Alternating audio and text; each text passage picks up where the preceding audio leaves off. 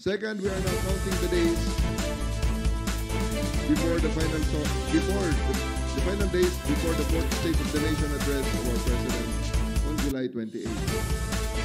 This is a national event of great significance, and as always, the Philippine National Police is in the front lines of ensuring the peaceful and orderly conduct.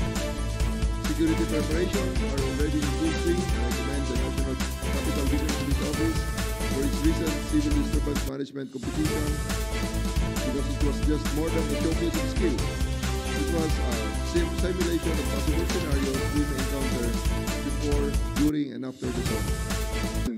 Huwag nyo nang hanapin ang mga pulis sa presinto sapagkat kami ay nasa inyo ng mga telepono.